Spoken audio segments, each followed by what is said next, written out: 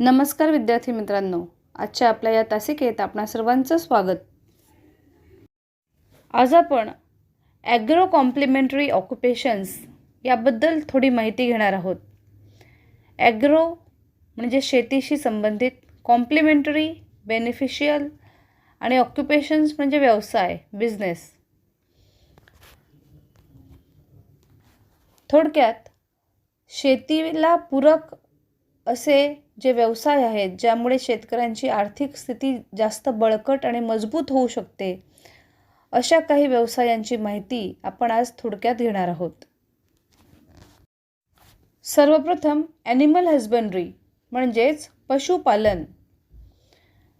In India, animal husbandry is practice for milk production and for using the cattle as help in farming operations.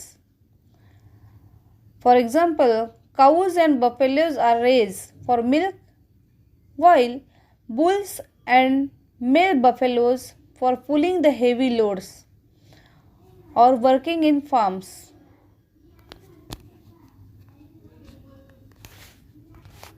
Varieties which are kept for milk are some Indian varieties like Sahiwal, Sindhi,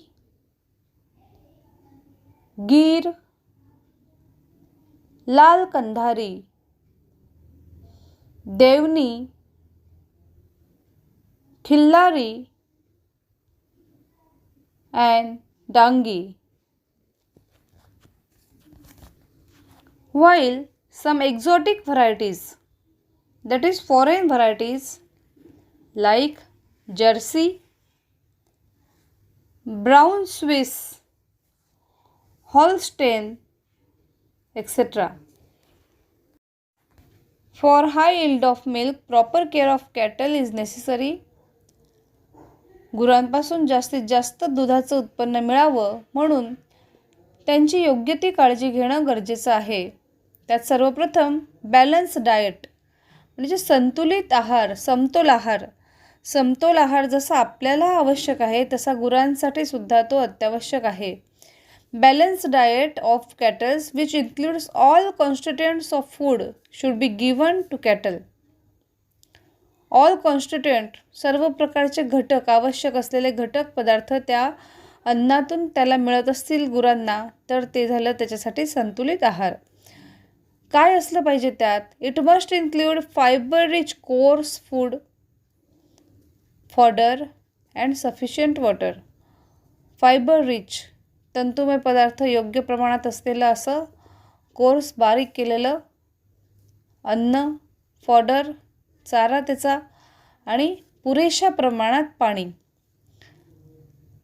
the cattle shed should be clean and dry with proper ventilation and roof. Cattle shed म्हणजे गुरांची राहण्याची जागा, त्यांचा गोठा जो असेल हा कसा असला पाहिजे? It should be clean and dry. कोरडा आणि स्वच्छ असा असला पाहिजे. त्यांच्या मलमूत्राची योग्य ती विल्हेवाट सातत्याने लावली गेली पाहिजे जेणेकरून त्या ठिकाणी माशा होणार नाहीत, डास होणार नाहीत, जे त्या प्राण्यांना त्रास देणार नाहीत. तसंच तिथे काय पाहिजे? With proper ventilation and roof. त्या ठिकाणी व्हेंटिलेशन जे आहे, हवा येणं ही नेहमी खेळती राहिली पाहिजे, हवेशीर असलं पाहिजे त्यांचं राहण्याचे ठिकाण. आणि वरती छत जे आहे ते सुद्धा योग्य प्रकारे असलं पाहिजे. उन्हाळ्यामध्ये त्यांना ऊन लागायला नको अशी योग्य ती काळजी घेऊन त्यांचं जे गोठा किंवा गुरांचा राहण्याचं ठिकाण आहे ते तयार केलेलं असलं पाहिजे. Cattle should be regularly vaccinated. गुरांना, प्राण्यांना नियमितपणे लस दिली गेली पाहिजे. आता या सर्व ज्या गोष्टी आपण पाहिल्या यात फायदा काय होणार आहे? फायदा गुरांना तर होईलच, त्यांचं आरोग्य चांगलं राहील आणि त्यामुळे आरोग्य चांगलं राहिल्यामुळे ते आपल्याला जास्त दुधाचं उत्पन्न देतील. म्हणजे शेतकऱ्याचं किंवा माणसाचं सुद्धा तेवढाच त्याच्यामध्ये फायदा होतो आणि आपलं आरोग्यसुद्धा उत्तम राहतं. आणि म्हणून गुरांचं पालनपोषण करताना या सर्व गोष्टींची काळजी घेणं गरजेचं आहे. Poultry farming. Rearing of egg and meat yielding chickens is called poultry farming. Cross between Indian varieties like Asil and exotic varieties like Leghorn is made to produce good quality chickens in large numbers. भारतीय आणि foreigner अशा दोन्ही जातींमध्ये संकर घडवून आणला जातो आणि त्यातून मिळणारे ज्या व्हरायटीज आहेत ह्या आपल्याला जास्तीत जास्त उत्पन्न देणाऱ्या असतात. To produce good quality chickens in large number, the second objective is to develop ability to withstand high temperature. अतिउच्च तापमान जरी असलं तरी पक्षी जिवंत राहिले पाहिजेत अशी ॲबिलिटी त्यांच्यामध्ये येते. And the third objective is to use by products of agriculture as poultry feed. जे काही ॲग्रिकल्चरचे बाय प्रोडक्ट्स आहेत ते पोल्ट्री फीड म्हणून वापरता आले पाहिजे. त्याची उदाहरणं आहेत रोड आइसलँड रेड. चित्रात लेअरर्स आणि ब्रॉयलर्स असे दोन प्रकारची चित्र दाखवलेली आहेत. Sericulture. Rearing of silkworms for production of silk is called sericulture. Bombyx mori is the most commonly used variety for sericulture.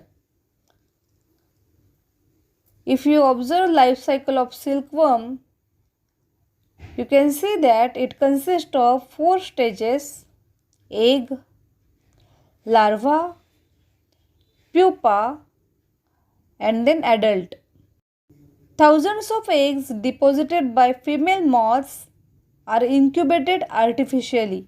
Larvae hatching out of eggs are released on mulberry plants. त्यातनं निघालेली जी larvae आहेत, छोट्या छोट्या ज्या अळ्या असतील त्या मलबेरीच्या झाडावर असलेल्या पानांवरती त्या वाढवल्या जातात. Larvae are nourished by mulberry leaves. After feeding 3 to 4 days, larvae move to branches of mulberry plant. 3-4 दिवसात भरपूर पानं खाऊन ह्या अळ्या मोठ्या होतात आणि नंतर त्या मलबेरी झाडाच्या फांद्यांवर चढतात. The silk thread is formed from the secretion of their salivary gland. या लार्वीची जी सलायव्हरी ग्लँड आहे त्या सलायव्हरी ग्लँडमधून निघणारा जो सलायवा आहे त्या सलायवाला हवा लागली म्हणजे त्याचं रूपांतर सिल्क थ्रेडमध्ये होतं. असा जो सिल्क थ्रेड तयार झालेला आहे हे लार्वी त्यांच्या स्वतःभोवती गुंडाळतात आणि त्याचं रूपांतर कोश करण्यामध्ये होतं. त्याला आपण ककून असं म्हटलं आहे. Larvae spin the thread around themselves to form a cocoon. The cocoon may be spherical in shape. 10 days before the pupa turns into an adult, all the cocoons are transferred into boiling water. The pupa dies and the silk thread become loose. And these loose fibers are then unwound, processed and reeled. And in this way, silk is obtained. And the whole process, it is called as sericulture.